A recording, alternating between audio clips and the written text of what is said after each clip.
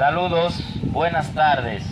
En este momento estamos pasando un momento muy agradable aquí en la playa, compartiendo de la naturaleza que Dios ha creado.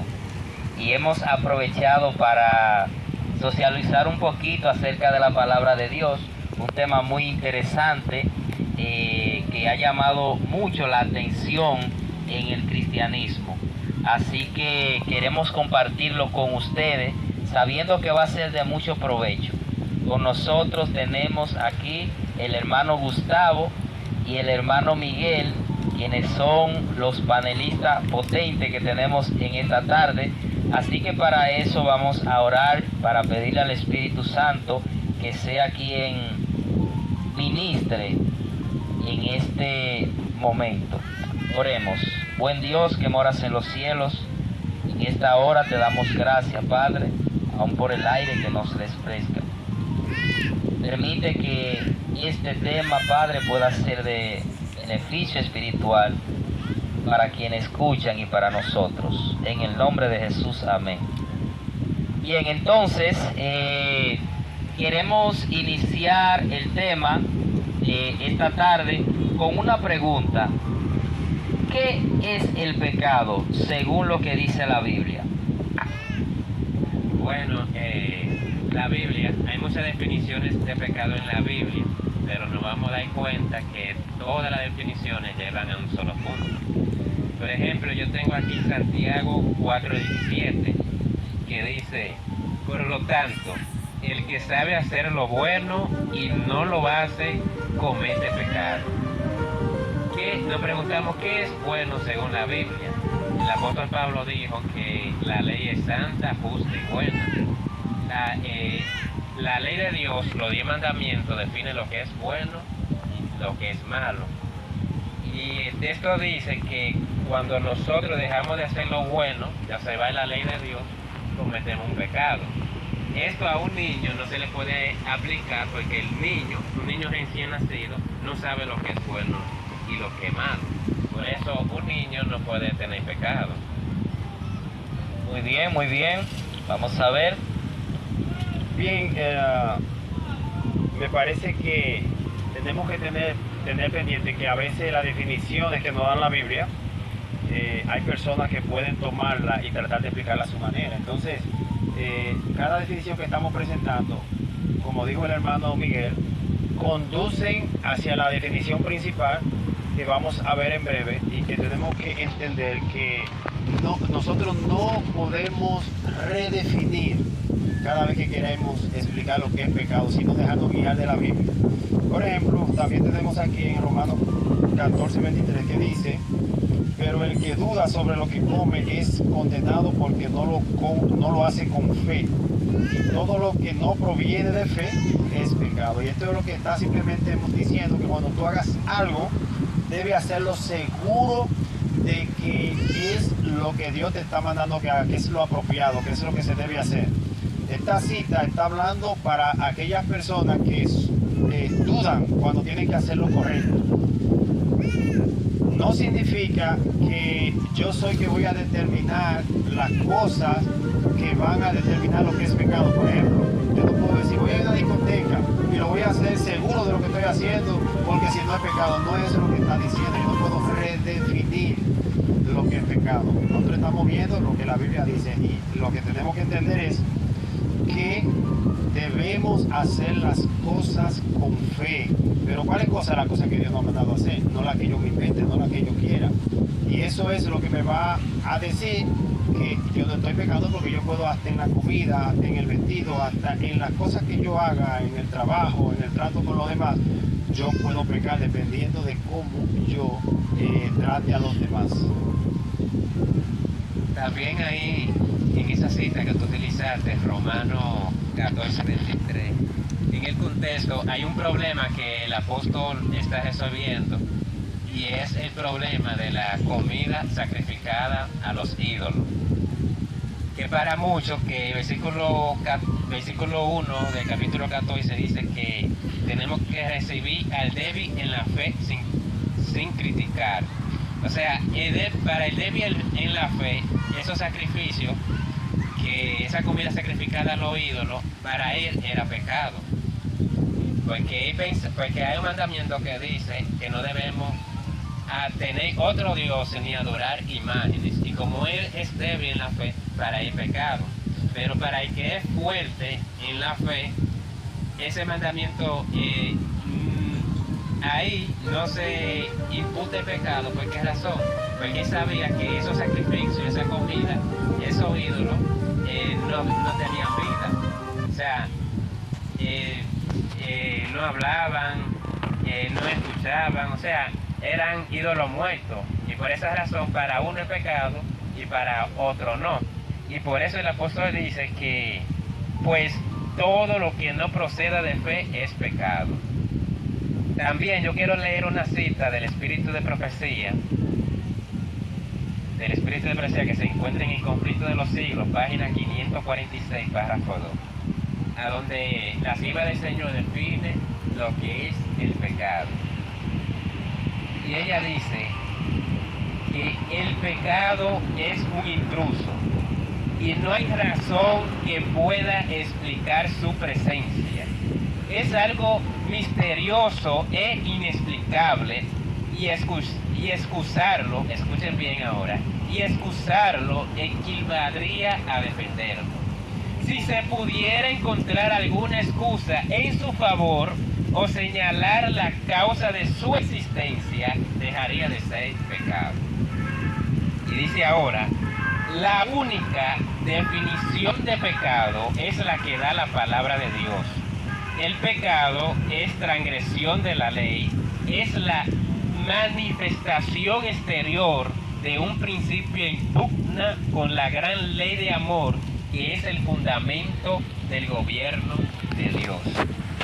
Aquí la sierva del Señor está definiendo lo que es pecado y dice ella que es la única definición de pecado que da la palabra de Dios, que es transgresión de la ley. Y las citas que hemos visto, todas nos llevan al mismo punto. Por ejemplo, Santiago 4:17, que dice que sabe hacer lo bueno y no lo hace, comete pecado. La ley es lo que define lo que es bueno. Aquí, todo lo que no proviene de fe es pecado. Había un mandamiento que David pensaba que se estaba violando, que era el segundo, de las imágenes y las cosas sacrificadas a los ídolos. Tiene que ver con los mandamientos. Entonces, ella está definiendo el pecado como una decisión de violar la ley de Dios, los 10 mandamientos. Esa es la definición de pecado. Excelente, veo que esta pregunta ha sido respondida de una manera clara, de una manera transparente con la palabra de Dios. Sin embargo, esta pregunta nos lleva a otra pregunta, que es, ¿cuál es la diferencia entre pecado y naturaleza pecaminosa? ¿Cómo podríamos nosotros conectar esos dos conceptos? Diferencia entre pecado y naturaleza pecaminosa. Bien, vamos a ir al libro de Santiago, Santiago 1, 14 y 15. Santiago 1, 14 y 15 dice, sino que cada uno es tentado cuando de su propia concupiscencia es atraído y seducido. Entonces, la concupiscencia, después que ha concebido, da a luz el pecado. Y el pecado, siendo consumado, da a luz la muerte. Entonces, ya vimos que en la definición anterior vimos que el pecado es transgresión de la ley de Dios. Tenemos que entender que para que haya pecado debe haber un móvil, o sea, debe haber algo que se ejecuta, una acción que se hace. No es posible que haya pecado si no se hace esa acción, ya sea en el exterior o en la mente. Pero aquí está diciendo en Santiago ahora que además de la acción que es el pecado, hay otra cosa que es lo que motiva al pecado, o en lo que el pecado encuentra dónde agarrarse. Voy a repetir de nuevo, dice, sino que cada uno es tentado cuando su propia concupiscencia es atraído y seducido. O sea, la naturaleza es diferente en que la naturaleza, aunque es pecaminosa, aunque es caída, de por sí no es pecado. Tener una naturaleza pecaminosa no significa que ya la persona es pecadora porque ejecutó una acción o porque pecó. Simplemente viene con esa naturaleza caída. Un ejemplo claro es el ejemplo de un niño. Un niño a los 8 días de nacer trae la naturaleza pecaminosa, pero no tiene un deseo profundo de hacer cosas malas, porque todavía no sabe diferenciar entre el bien y el mal. Así que para no alargar más, para que mi compañero también participe, lo que podemos decir claramente es que son diferentes. Pecado es una acción que yo como persona ejecuto, algo que yo hago desde pequeño. Hay una edad ya que comenzamos a pecar, pero naturaleza pecaminosa no necesariamente incluye pecado, porque simplemente es una debilidad que traigo incluida y que es lo que provocaría los malos deseos o la concupiscencia. Muy bien. Sí, yo creo que esa es la mejor cita de la Biblia para hacer esta diferencia entre naturaleza pecaminosa y el pecado. Santiago 1, 4 y 14. Y me gustaría leerla de esta versión, que dice de la siguiente manera: sino que cada uno es tentado cuando es atraído y seducido por sus propios malos deseos.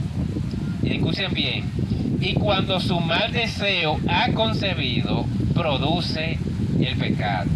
Noten algo interesante, que la persona tiene su mal deseo, que es la naturaleza pecaminosa, pero no es pecado hasta que cede a ese deseo. Cuando cede a ese deseo es pecado.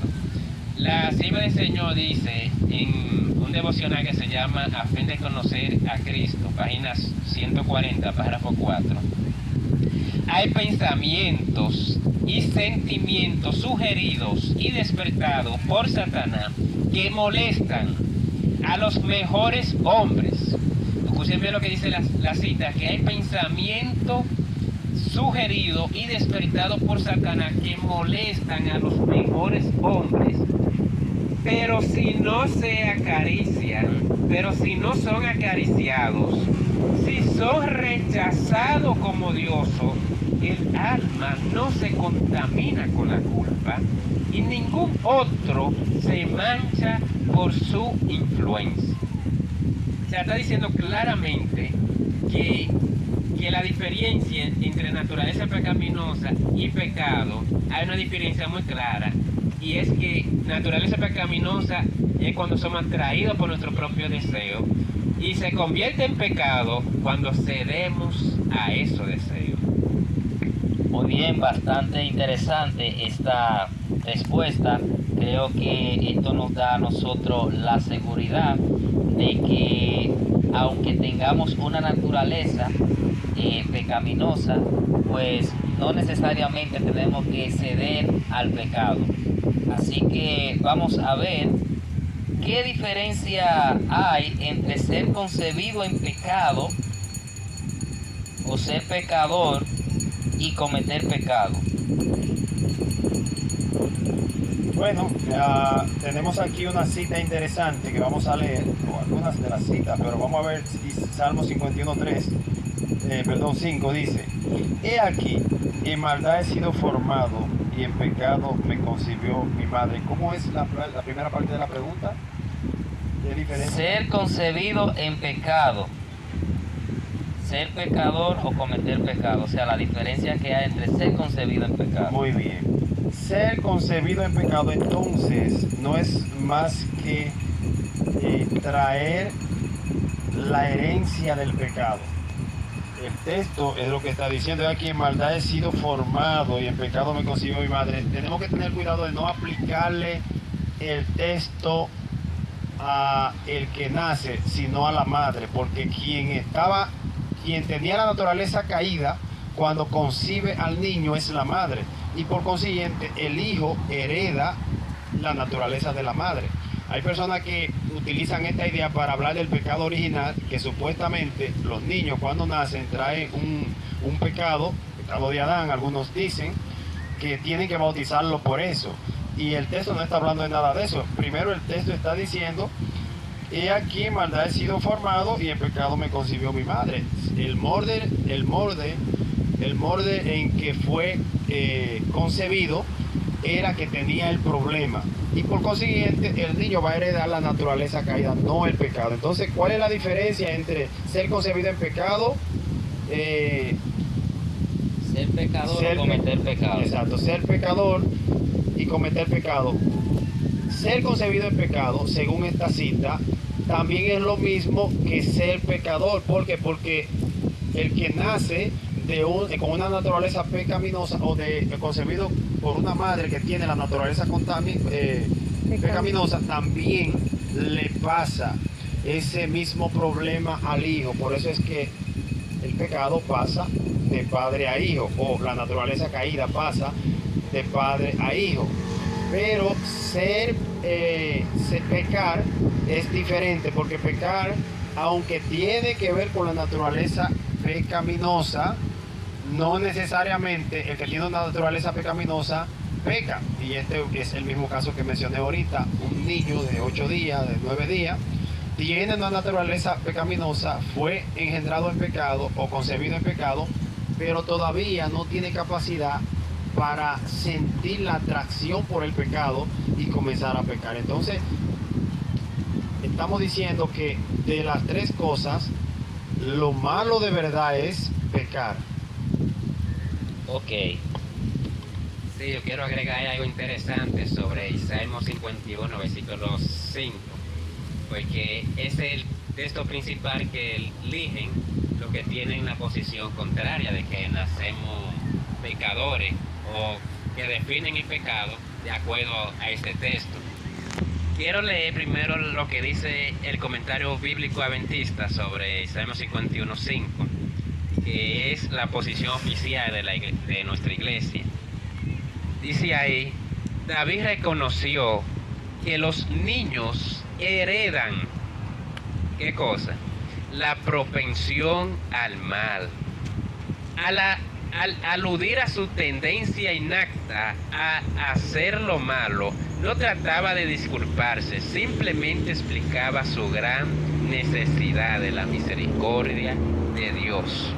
O sea, el comentario bíblico adventista está diciendo que a lo que David se refería no era al pecado, si cometió pecado en sí o era culpable de nacimiento, sino que él heredó de su padre la tendencia o la naturaleza pecaminosa. Yo quisiera comparar lo que dice Jeremías 1:5 con este texto que dice, hablando del profeta Jeremías: antes de formarte en el seno te conocí. Está hablando el Señor, porque el versículo 4 dice: entonces el Señor me dijo, antes de formarte en el seno te conocí, y antes que naciera te aparté y te designé por profeta a las naciones. Noten algo interesante, que David dice que en pecado me concibió mi madre. Si tú interpretas que David nació pecador o nació condenado por nacer en este mundo, entonces Dios está haciendo acepción de personas, porque aquí dice que él eligió a Jeremías antes de que naciera para que fuera profeta y fue santificado por Dios.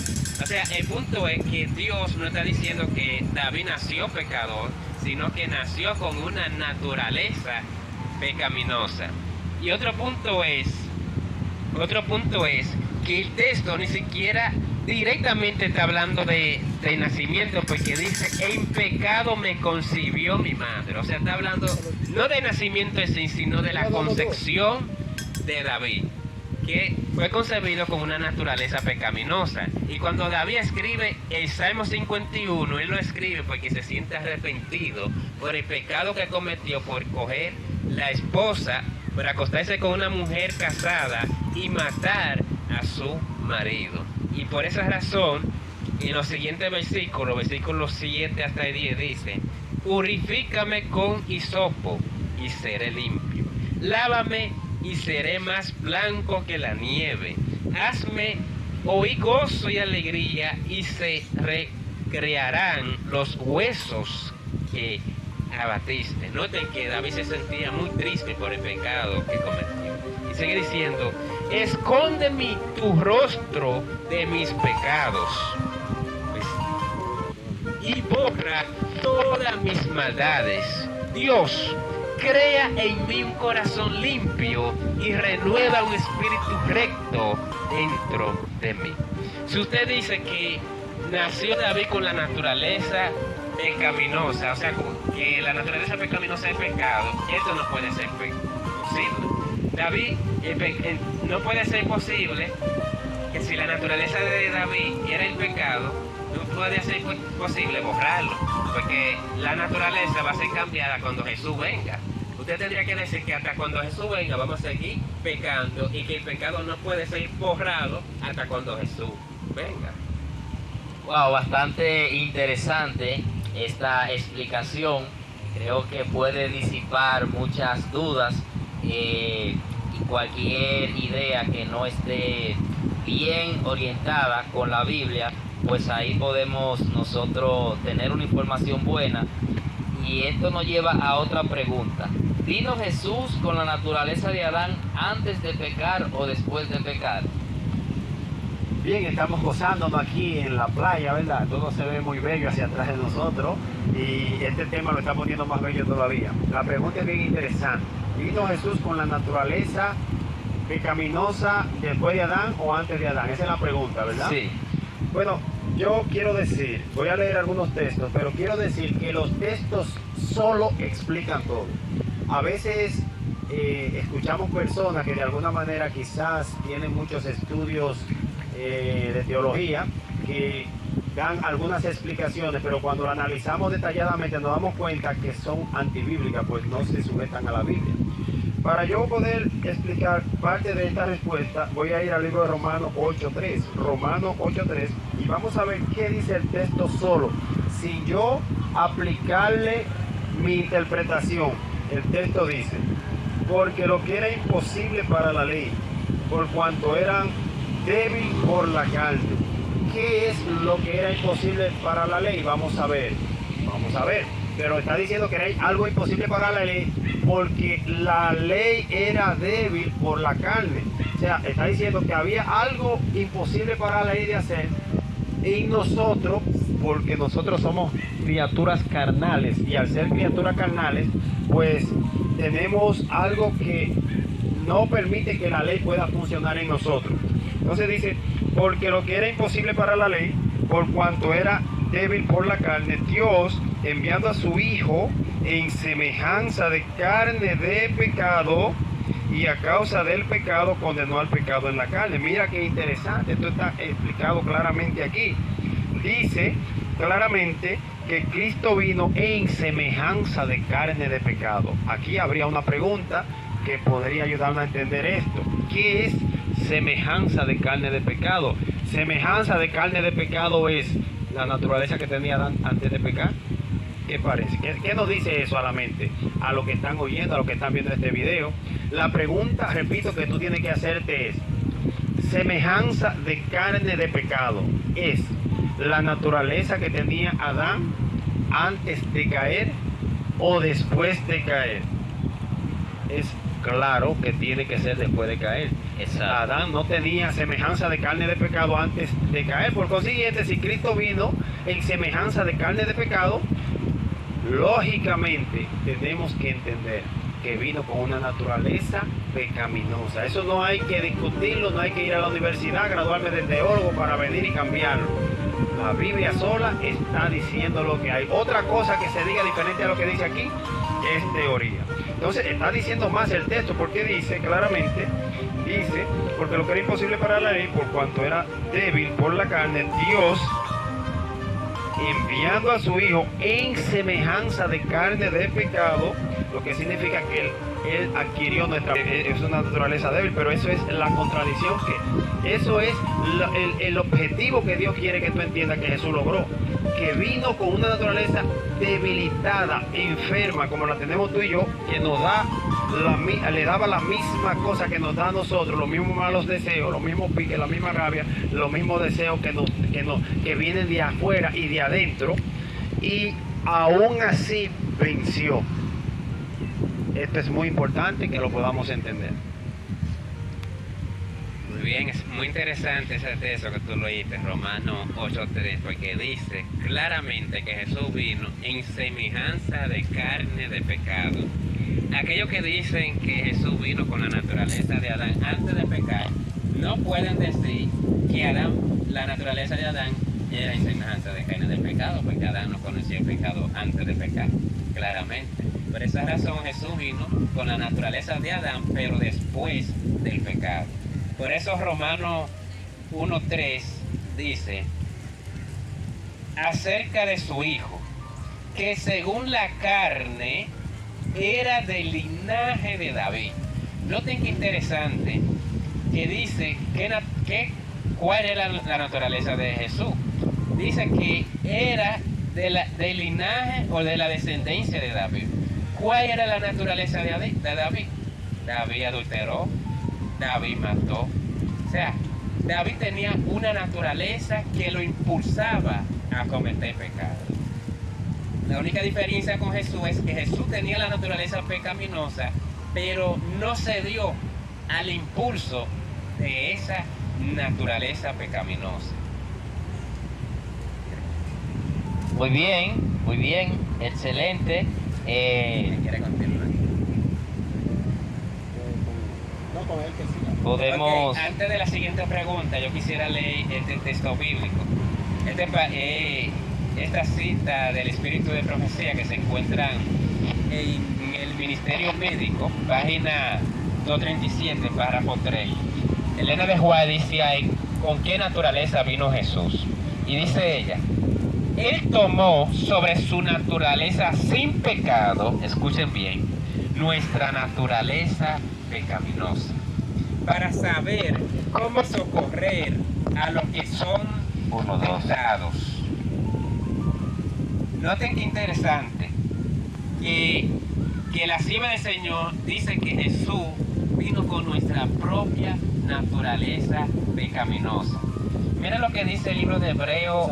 Repítelo otra vez porque la intervención no... Ok, repitamos la cita, que se encuentra en el Ministerio Médico, página 237, párrafo 3. Dice, Él tomó sobre su naturaleza sin pecado nuestra naturaleza pecaminosa para saber cómo socorrer a los que son tentados. Note algo interesante, que Jesús tomó nuestra propia naturaleza pecaminosa. La única diferencia de Jesús, que no cedió a los deseos de la naturaleza pecaminosa como nosotros hemos cedido y hemos caído en pecado. Muy bien, aunque esta pregunta que voy a hacer ahora es evidente su respuesta con la definición, con la interpretación, con el fundamento bíblico que ustedes la explicaron, pero vamos a hacer la pregunta para hacer un poquito más de énfasis, ya que esto tiene un alcance bastante distorsionado en el mundo cristiano de hoy acerca de la perfección cristiana. Dice aquí, ¿puede el ser humano vencer el pecado así como Jesús lo venció? Y aquí vamos a ver qué dice la palabra de Dios acerca de esto. Bien, vamos a leer algunos textos que me interesa leerlo. Se conectan con la pregunta que tú acabas de hacer y con la que se hizo ahorita antes. Por ejemplo, en el libro de Hebreos 4:15 dice, el libro de Hebreos 4:15 dice, porque no tenemos un sumo sacerdote que no pueda compadecerse de nuestras debilidades, sino uno que fue tentado en todo, según nuestra semejanza, pero sin pecado. O sea, la victoria está asegurada. Eso es lo que está diciendo este texto. Nosotros podemos vencer, pero fíjate que la garantía está en Cristo, porque dice que Cristo fue tentado en todo según nuestra semejanza, pero sin pecado. Eso es para que yo entienda que no hay ninguna parte, ninguna área, ningún lugar donde yo pueda caminar que Cristo no haya caminado primero. Entonces, este texto me gustaría también aprovechar para luego pasar directamente a la pregunta de Keuri, leer Hebreos 2, 14, 17, que es una cita muy interesante también y que nos conecta con esto, que dice: así que por cuanto los hijos participaron de carne y de sangre, él también participó de lo mismo, para destruir por medio de la muerte al que tenía el imperio de la muerte, esto es, al diablo, y librar a todos los que por el temor de la muerte estaban durante toda la vida sujetos a la servidumbre. Porque ciertamente no socorrió a los ángeles, sino que socorrió a la descendencia de Abraham, por lo cual debía ser tentado en todo semejante a sus hermanos, para venir a ser misericordioso y fiel y sumo sacerdote en lo que a Dios se refiere, para expiar los pecados del pueblo. Ahora, aquí vamos a ver si es posible vencer el pecado, porque ya si Cristo caminó por el sendero de la obediencia y nos trazó el camino, ¿podríamos nosotros vencer también? ¿Deberíamos nosotros simplemente vivir una vida, hacer lo que se pueda, dejar de pecar solamente lo que me conviene o lo que no me conviene? Porque al fin y al cabo yo no estoy obligado a obedecer como manda la palabra de Dios. Bueno, vamos a ver si de parte de Dios esto es a media o si se manda que uno obedezca como se debe. En San Juan 8:11, vamos a ir a San Juan 8:11. ¿Tú lo tienes? Ok, lo busco yo aquí rápidamente. San Juan 8:11. Lo que queremos es ver hasta dónde es posible la obediencia. Si Cristo nos da la autorización. Lo tengo aquí. Ok, pues sí, léelo por favor. San Juan 8:11 dice: ella contestó: ninguno, Señor. Entonces Jesús le dijo: ni yo te condeno, vete y desde ahora no peques más. La pregunta aquí sería: ¿es posible dejar de pecar? Si dejar de pecar fuera algo imposible, automáticamente no tiene sentido el mandato que Dios le dio a la mujer. Jesús le dijo: vete y no peques más. Jesús está diciéndote a ti también, que estás mirando ahora y escuchando: vete y no peques más. Dejar de pecar es un mandato para todo el mundo. No hay excusa de que soy débil, que la naturaleza mía es débil, que yo no puedo porque esto, lo cuento. No. Vete y no peques más. Nosotros estamos llamados a dejar de pecar, no un 10%, no un 40%. No vamos a dejar de pecar un 80%, no un 90%. La palabra vete y no peques más significa dejar de pecar un 100%. Que no dejamos de hacerlo, bueno, allá el que no lo deja de hacer, pero el mandato de Dios es claro: vete y no peques más. Bien, yo quiero agregar a ese punto 1 Corintios 10:13, que dice de la siguiente manera: no has venido ninguna tentación sino humana, pero Dios es fiel y no dejará ser tentado más de lo que podáis resistir. Antes, junto con la tentación, os dará también la salida para que podáis soportar. Noten algo interesante que dice la Biblia, que Dios siempre en todas las tentaciones nos da la salida. Entonces la pregunta que yo hago: si Dios en todas las tentaciones nos da la salida, ¿podemos nosotros dejar de pecar? Claro que sí, porque tenemos la salida en todas las tentaciones, porque Dios es poderoso. Por esa razón Él da la salida para que nosotros podamos vencer, así como Cristo venció. Quisiera leer otra cita del Espíritu Francés que se encuentra en Palabra de Vida de Gran Maestro, página 268, párrafo 1. Dice: cuando la voluntad del hombre coopera con la voluntad de Dios llega a ser omnipotente. Y repito así, cuando la voluntad del hombre coopera con la voluntad de Dios llega a ser omnipotente. ¿Cómo? Llega a ser omnipotente, o sea, que todo lo puede, solamente con unir nuestra voluntad con la voluntad de Dios. Así fue que Jesús venció cuando vino como un hombre, porque Él vino con nuestra propia naturaleza. Él unió su voluntad con la voluntad del Padre y nos dio un ejemplo de cómo podemos vencer. ¿Por qué razón a veces no vencemos? Esto sería bueno agregarlo. Después que Él ha dado una cita tan potente, quizá haya alguno que esté mirando y diga, pero es que eso no funciona porque yo quiero ser fuerte, pero hay ciertas tentaciones que no las puedo vencer. Y es porque no hemos cedido. Ese es el asunto aquí. No hemos cedido a Cristo para que Él tome control de nuestra vida y nos ayude. Hay personas, por ejemplo, que son enfermos mirando películas de matadera, de guerra en el internet. Y quizá cuando ven a Rambo con los cuchillos en la boca y lo ven caminando, se emocionan y quieren ver otra y quieren ver otra. Entonces tú estás alimentando tu naturaleza de una cosa mala. Entonces Dios no te puede hacer omnipotente para que venza, porque tú estás caminando en el camino equivocado. Cuando Dios te ayuda a vencer, es cuando tú estás en el camino equivocado, pero tú dices, Señor, no estoy bien, ayúdame. Y tú dices, déjame hacer el intento. Y el intento es decir, déjame apagar la computadora, que Dios me va a dar fuerza para que no la prenda. Pero si yo digo, Dios me va a ayudar y sigo mirando la película y me la estoy comiendo la película y no la quiero soltar, al final me voy a tirar la película con todo el anuncio y todas las cosas y no voy a poder vencer. Entonces, es importante que entendamos que eso es lo que significa unir la voluntad mía con la de Dios para que haya la omnipotencia. Algo interesante, iniciamos esta actividad definiendo lo que es pecado. ¿Por qué razón? Porque si tenemos una mala definición de lo que es pecado, por ende vamos a tener un mal concepto de la sanación del pecado. Eso sucede, por ejemplo, si usted toma una cita médica y el médico le da un mal diagnóstico de su problema, por consiguiente le va a dar un mal tratamiento. Y por consiguiente ese mal tratamiento no lo va a solucionar el problema. Así mismo sucede con ese tema.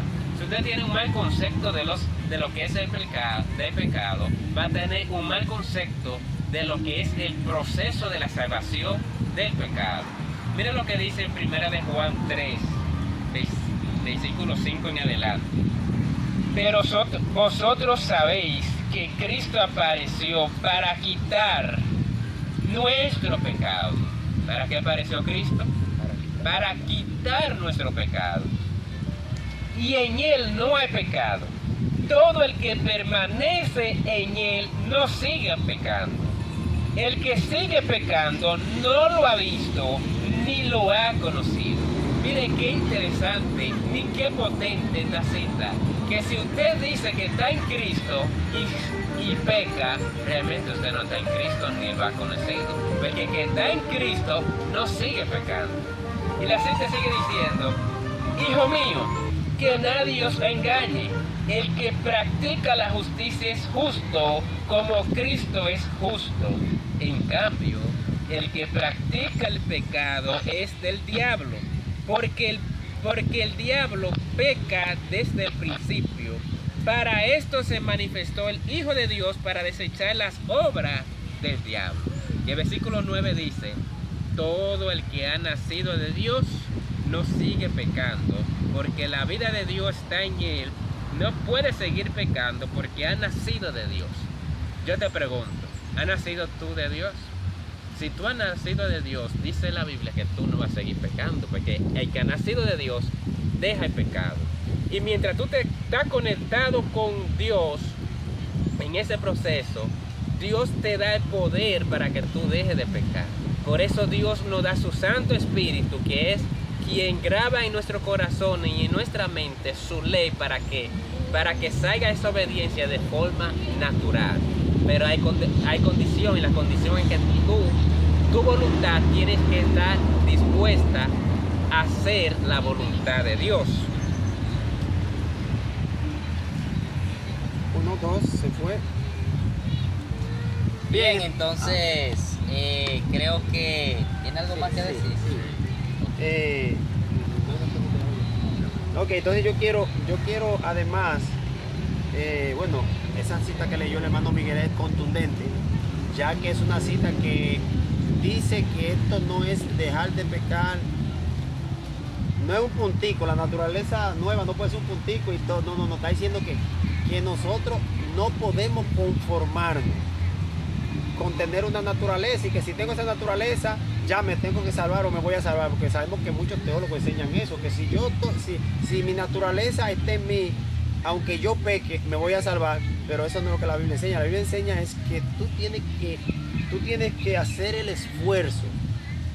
No es solamente Cristo que va a hacer el esfuerzo, no es solamente Dios que va a hacer el esfuerzo. Tú tienes que demostrarle a Dios a través del trabajo que tú estás haciendo que tú vas a intentar dejar de pecar y que Dios te va a ayudar a lograrlo, pero tú tienes que intentarlo. Entonces, como hay algo que yo quiero mencionar aquí que tiene que ver con si Cristo podía pecar. Yo no entendí esa pregunta.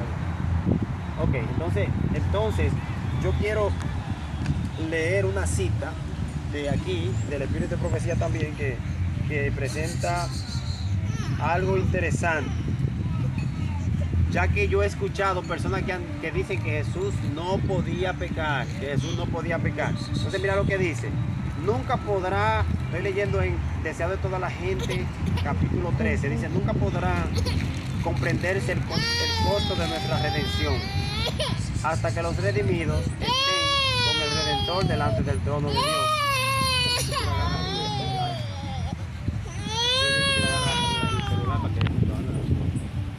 Ya. Ok, voy a leer la cita otra vez. Nunca podrá comprenderse el costo de nuestra redención hasta que los redimidos estén con el Redentor delante del trono de Dios. Entonces, al percibir de repente nuestros sentidos arrobados las glorias de la patria eterna, recordaremos que Jesús dejó todo esto por nosotros, que no solo se desterró de las cortes celestiales, sino que por nosotros corrió el riesgo de fracasar y perderse eternamente. Entonces arrojaremos nuestras coronas a sus pies y elevaremos este canto: digno es el Cordero que ha sido inmolado de recibir el poder y la riqueza y la sabiduría y la fortaleza y la honra y la gloria y la bendición. Quiero resaltar de esta cita que leí que Cristo no solamente vino con una naturaleza caída, sino que dice en el Espíritu y Profecía que Cristo corrió el riesgo de perderse eternamente. O sea, lo que significa que Cristo pudo haber fracasado, Cristo pudo haber pecado, Cristo pudo haber hecho todas las cosas que nosotros podemos hacer, porque dice que pudo hasta perderse. Y esto aquí es complicado porque mucha gente dice: pero Jesús es Dios, ¿cómo es posible que se pueda perder? El asunto es que recuérdate que Cristo, antes de nacer como hombre, no era humano. Es después que Él viene y nace entre los seres humanos que Él se adquiere la figura de Cristo. Entonces, lo que estoy tratando de decir es que el Salvador que conocemos hubiera dejado de existir si Cristo hubiera fracasado. Y con esto estoy diciendo no Dios, no Cristo como Dios. Si sencillamente está diciendo el plan de salvación hubiera fracasado. Si Cristo hubiera fallado, no hubiéramos tenido ese Cristo hombre que está en el cielo defendiendo a los seres humanos. Pero como Él venció, hoy en día ahora Cristo no es solamente el Dios que es espíritu. Ahora tenemos el Dios que es espíritu, pero también es hombre al mismo tiempo. Eso es lo que enseña la palabra de Dios. Cristo es humano y está representándonos allá en la corte celestial. Muy bien.